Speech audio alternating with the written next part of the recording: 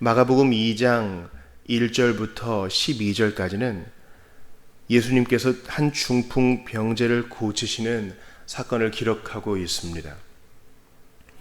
예수님께서 가버나움에 들어가셨습니다. 그런데 마가복음 1장 마지막 절에도 말씀하고 있듯이 사방에서 예수님께 나왔습니다. 그러므로 그분이 가버나움에 계신다, 그분이 가버나움 어느 집에 계신다 하는 소문이 퍼지자 예수님 있는 그 집으로 사람들이 어마어마하게 몰려든 것입니다. 2절에 보니까 많은 사람이 예수님 계시는 그 집에 모여가지고 문 앞까지도 들어설 자리가 없게 되었다, 이렇게 말씀하십니다. 아주 인산인해를 이루고 좀 혼잡했을 것입니다. 근데 예수님께서는 왜 이렇게 복잡하냐, 왜 이렇게 떠들썩하냐 이렇게 꾸짖지 않으시고 또 그것을 불쾌해하지도 않으시며 그들에게 하나님 말씀을 가르쳐 주셨습니다. 본문에 보니까 도를 말씀하셨다. 그들에게 메시지를 전하신 것입니다. 복음을 증거하신 것이죠. 그때 한 그 풍에 들린 사람, 한 중풍병자, 그러니까 마비가 된 것이죠. 몸을 움직일 수 없는 사람이 네 사람이 들것을 들었는데 그 들것에 실려서 예수님 계신 집 안으로 달아 내려지게 되었습니다. 중풍병자, 중풍 환자, 꼼짝할 수 없어서 누군가의 도움이 필요한 절망적인 상태입니다. 바로 이 죄인의 상태를 드러내는 것이죠. 죄인은 이 중풍병자와 같습니다. 죄인은 문둥병자와 같습니다. 스스로의 힘으로는 어떻게 할 수 없어요. 누군가의 도움이 필요합니다. 우리는 이 중풍병자를 보면서 이 사람이 가망이 없음을 알 수 있습니다. 2000년 전의 의학으로 이 중풍 환자를 고칠 방법은 없어 보입니다. 그런데 이 네 사람은 예수께서 병을 고치신다는 얘기를 듣고 또 그분이 능력 있는 하나님의 아들이시라는 소문을 듣고 어디에서부터인지는 모르지만 네 사람이 힘을 합하여 들 것을 들고 걸어서 여기까지 왔습니다. 예수께로 올세. 아무리 많은 근심과 절망이 있어도 예수님께 가면 답이 있습니다. 수고하고 무거운 짐진 자들아 다 내게로 오라, 오라, 그러면 내가 너희를 쉬게 하리라 했습니다. 예수님께 가면, 예수께로 오면 해결책이 있는 것입니다. 근데 문제가 있어요. 무리들 때문에 예수께 데려갈 수 없으므로, 그러니까 벌써 그 집의 입구까지 꽉 막혔기 때문에 예수께로 가는데 방해가 생긴 거예요.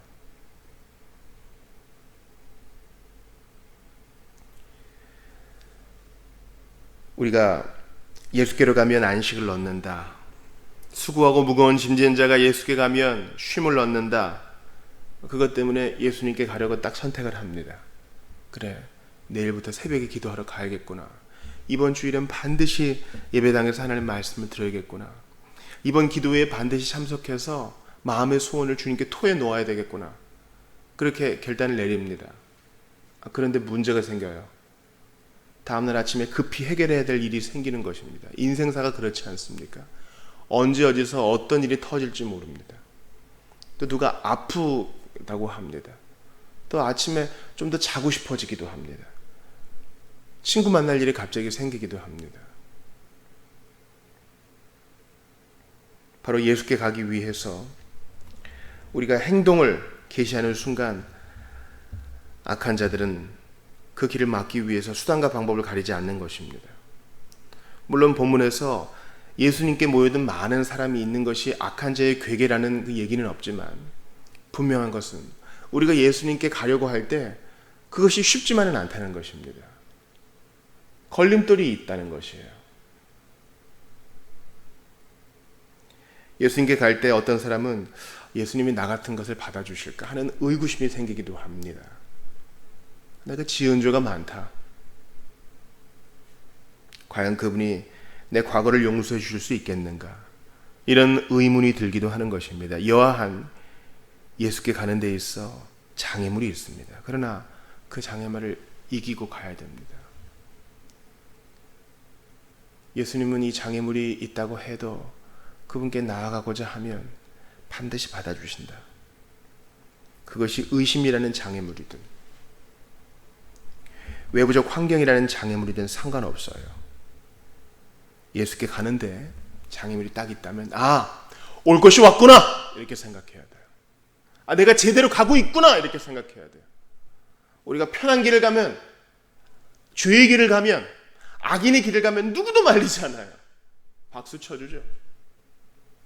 여러분, 모든 사람이 박수 쳐주는 길을 갈 때 한 번쯤은 생각해 봐야 돼요. 내가 예수께 가고 있는가? 아니면 세상의 길을 가고 있는가? 장애물에 부닥쳤습니다. 그러나 이 네 사람은 멈추지 않았어요. 그래서 그 계신 곳에 지붕을 뜯어 구멍을 내고 중풍병자가 누운 상을 달아내리니, 그 지붕이 얼마나 높았는지는 모르겠지만 그 중풍 환자는 지금 어떻게 된 건지 영문을 몰랐을 수도 있습니다. 그리고 지붕을 뜯었기 때문에 밑에 있는 사람들에게 먼지와 또 파편들이 좀 떨어졌을 수도 있습니다. 사람들이 난리를 쳤겠지. 지금 뭐 하는 거냐고 지금 막. 예수님 말씀하시는데 먼지가 일어나니까 사람들이 콜록콜록하고 방해가 있어요. 예수께 가는데 계속 방해가 있고 난관이 있어요. 그러나 멈추어서는 안 됩니다. 예수께 가려고 딱 마음을 정했습니다. 누가 아파요. 왜 이러지? 그러나 가야 됩니다. 내가 신경 쓴다고, 내가 24시간 옆에 붙어 있는다고 그 병이 나을 게 아니거든요. 그러나 예수님께 가는 것은 영원 무궁토록 그 영향력을 끼치기 때문에 마음에 품은 결심을 그대로 밀고 나가야 됩니다. 성경을 좀 읽으려고 그래요. 그런데 5만 가지 잡다한 생각, 내가 연락해야 될 사람, 내가 해결해야 될 문제들이 산적해 있는 것 같아요. 그러나 마음에 품은 바 그 결심 그대로 가야 됩니다. 자, 네 사람이 들것에다가 중풍병자를 데리고 왔습니다. 가까운 사람이겠죠. 가족일 수도 있고 친척일 수도 있고 친구일 수도 있습니다. 먼 길을 걸어왔을 수도 있습니다. 사람들 많네. 다음에 오지 뭐. 이래서는 안 되는 것입니다. 기도하러 갔습니다. 오늘 졸려요. 오늘은 자고 내일부터 기도해야지. 이래서는 하나님 앞에 마음을 토할 수 없는 것입니다. 내 몸의 상황에 상관없이 밀어붙여야 되는 것입니다. 예수의 길을 가는 것은 그런 거예요.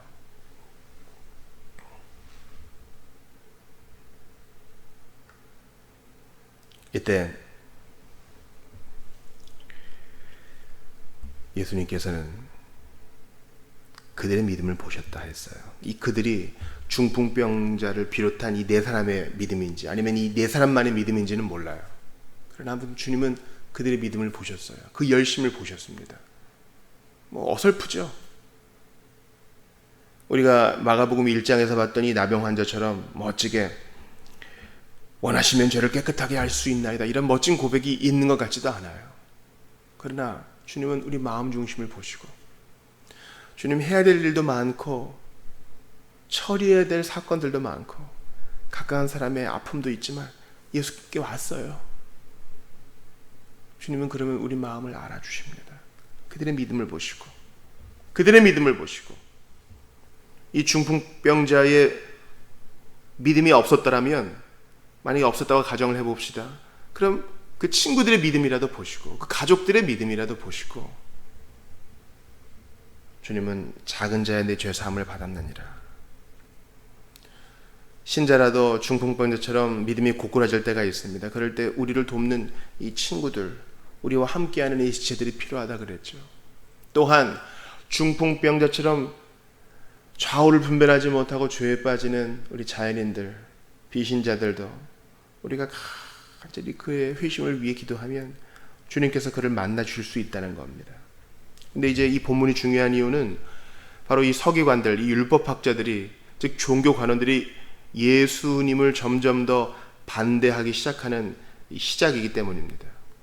앞으로 5가지 정도의 기사가 나오는데 그중 첫 번째 기사입니다. 희한해요. 예수님을 반대할 법한 사람이 아니라 오히려 예수님을 환영해도 지금 부족함이 없는 그런 자들이 예수님을 반대하고 있는 것입니다. 예수님을 영접할 만한 사람들이 예수님을 반대하고 있어요. 그래서 마음에 앉아서 이렇게 째려보면서 생각하기를, 이 사람이 어찌 그리 말하는가? 신성모독이로다. 오직 하나님 한 분 외에 누가 죄를 능히 사하겠는가? 저 남자 지금 무슨 짓거리를 하고 있는 거야? 죄사함이라니. 근데 여태까지 예수님께서 하신 일들을 이렇게 보니까 이사야 선지자가 예언한 것이요, 오실 메시아, 바로 그분을 얘기하는 것일 수도 있는데 혹시 그분은 아닐까?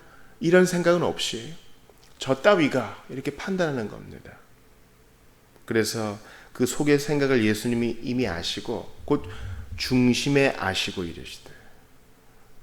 좀 놀라운 대조죠. 중풍병자와 네 사람이 무슨 얘기를 하지 않았어도 그들의 믿음을 이미 보신 예수님은 서기관들이 무슨 말 얘기 안 했어도 그들의 중심을 또 이미 아세요. 그러니까 우리가 항상 예수님 앞에 마음을 단정히 해야 됩니다. 그분은 우리가 토해놓지 않아도 우리 중심을 아시니 항상 하나님 앞에 겸손히 자신을 낮춰야 합니다. 그러면서 인자가 땅에서 죄를 사하는 권세가 있는 줄 너희로 알게 하려 하노라 하고 일어난 내 상을 가지고 가라 하자, 그 중풍병자가 감각이 살아나고 신경이 살아나고 근육에 힘이 돋고 이래서 병이 고침받아 자기의 그 들 것 들고 갑니다. 그때 그들이 다 놀라 하나님께 영광을 돌리게 되는 것이지요. 여러분, 이러한 올바른 예수님의 행동은 곧 반대를 받습니다. 그러나 이 반대 때문에 선을 행할 기회를 놓치면 안 됩니다. 오늘 우리가 살 때에 우리가 얘기 들어줘야 될 사람, 다가가야 될 사람, 그를 위해 기도해야 될 사람 많이 있어요. 기회의 문을 하나님이 열어주실 때 그거 즉시 순종해야지, 다음에 할게요 하면 절대 안 됩니다. 바로 그때 외에는 하지 못할 일일 수 있기 때문입니다. 또한 우리는 이 중풍병을 봅니다. 하나님이 세상을 선하게 만드셨는데 왜 이런 질병이 있는가? 당장 우리 교회의 현실을 봅시다. 뇌종양 환자가 있지요. 또 전도 대상자 중에 난소암 환자도 있습니다. 또 우울증으로 힘들어하는 자도 있고요. 수면 장애 때문에 편히 못 자는 분도 많이 있습니다. 왜 이런 질병이 있을까요? 바로 그것은 인류의 타락과 죄 때문입니다. 이 연약함을 고치시기 위해 예수님이 오셨습니다. 그러나 저는 이 중풍병보다 더 심한 병이 있으니 바로 이 서기관들의 병이라고 봅니다. 영의 병이죠. 하나님께서 하시는 일들이 뻔히 있는데 성령 모독죄입니다. 그걸 가지고 신성 모독이로다. 어떻게 하나님께 신성 모독죄를 씌울 수 있어요? 그건 하나님을 하나님으로 여기지 않겠다는, 중풍병보다, 뇌종양보다, 에이즈보다 더 무서운 병입니다. 믿지 않으려는 그 고집!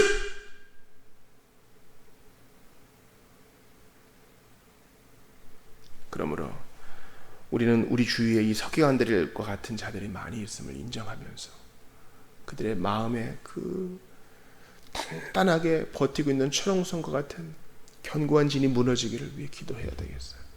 너무 마음이 아픕니다. 어찌 저 영혼이 저럴까?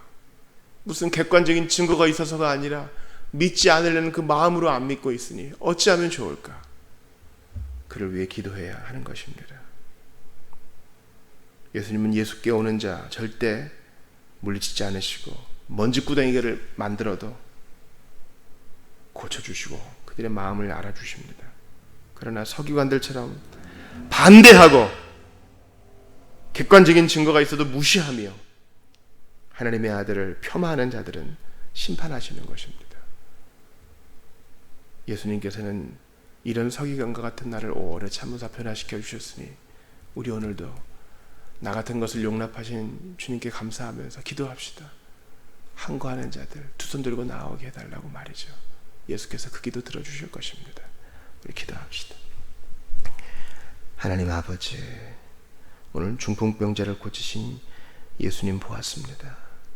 오 주여, 나의 속에도 중풍병과 같은 무서운 영의 질병이 있사오니 고쳐주옵시고, 하나님을 향하여 감각이 살아나게 하시고 다시 한번 회개와 믿음으로 주 예수님께 나아가게 하소서.